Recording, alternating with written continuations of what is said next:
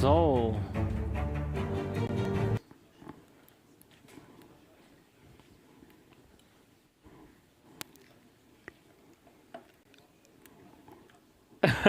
Da hat mir jemand von der Technik so gemacht. Also.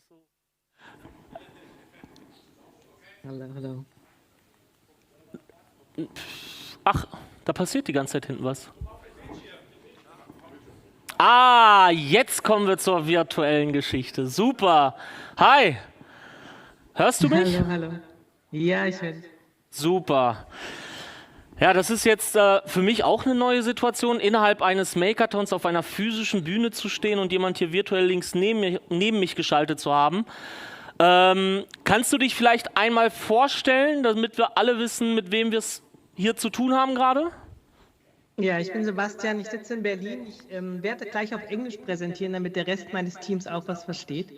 Genau, wir sind 4 Jungs in Berlin und ein bisschen in der Welt verteilt und haben auch mitgearbeitet.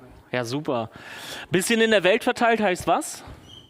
Also wir sitzen zu dritt in Berlin und der Utkarsh sitzt in Russland, kommt aber aus Indien und wir versuchen ihn gerade nach Deutschland zu holen. Ja, spannend. Das Genau. ist. Dann wünsche ich euch dafür schon mal erstmal ganz, ganz viel Erfolg. Ja, wir klatschen jetzt. Das ist aber das Schicksal von sehr, sehr vielen Leuten gerade. Ja, wobei er hat zum Glück einen indischen Pass, von daher ist es nicht ist mehr ein Problem Alles von klar. DHL Express als ein Ja. Alles klar. Ja, eine globale Herausforderung, reale Makeathon. Also ist auch einer der Themen gewesen, die wir hier behandelt haben. Ja, vielen Dank für die Einführung. Den Pointer brauche ich dir ja nicht zu geben. Die Folien kannst du selber steuern, richtig? Genau, korrekt. Super. Dann verlasse ich jetzt die Bühne und lasse dich wissen, dass du jetzt anfangen kannst. Okay, super, danke schön. So, global crisis, COVID, the war, they break supply chains. I mean, like we have all experienced that in the last 2 to 3 years. The management of supply chains is extremely difficult. Actually, we could say that supply chain management has become like mission impossible. And so the question is, what do we do? And of course, we could try to bring more people, like a lot more people, to manage supply chains, right? But unfortunately, that's impossible. We lack the experts. And people cannot monitor the entire globe. The speed of change is too big. There's just too much data to be analyzed. That is why we here as a team bring you agents. And we bring you intelligent agents that work 100% autonomously and analyze the data while you sleep. And so today we are presenting to you agents for the supply chain that we have now put together.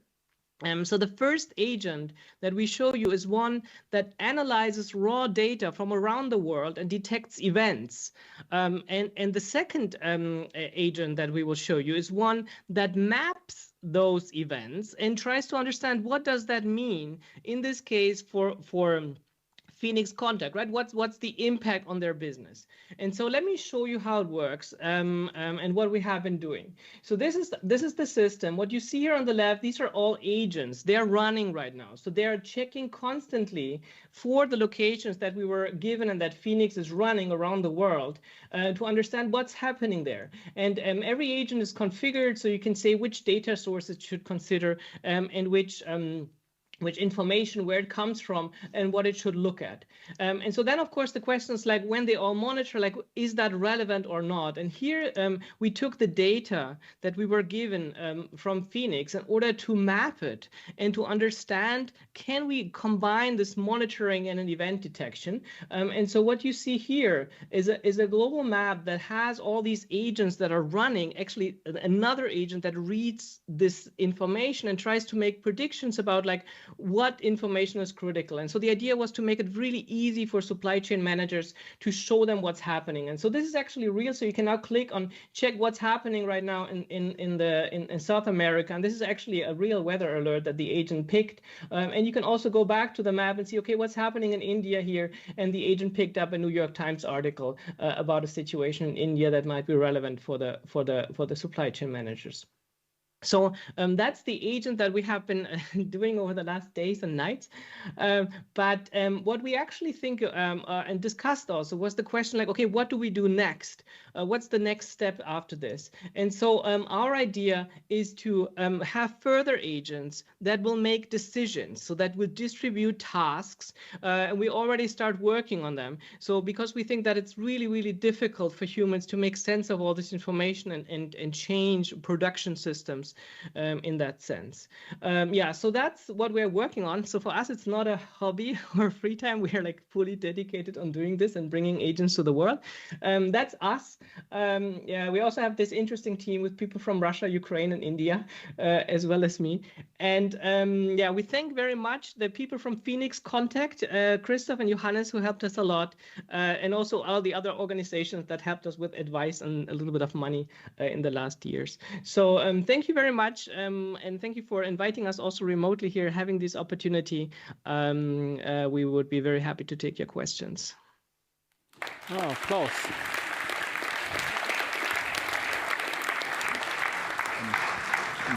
I have a clarification question, actually, Sebastian.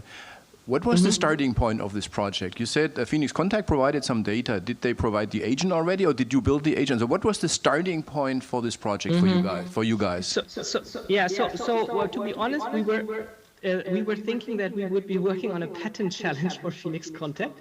So we only learned about the supply chain challenge when it started. But what we have, or what we are building, is we have built in the last years a platform to run agents.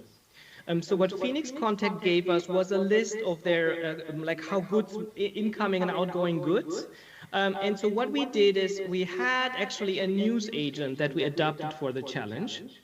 And on the other hand, this map agent that you saw, that's completely new. So like we all didn't sleep very much in the last days. So this map, because the agent actually then reads the information that the other agents have collected, plots it on the map, detects if there are alerts and so on. So this agent is fully new. It started existing today. The other one we adopted to cover the areas that Phoenix are relevant for the Phoenix data that we got.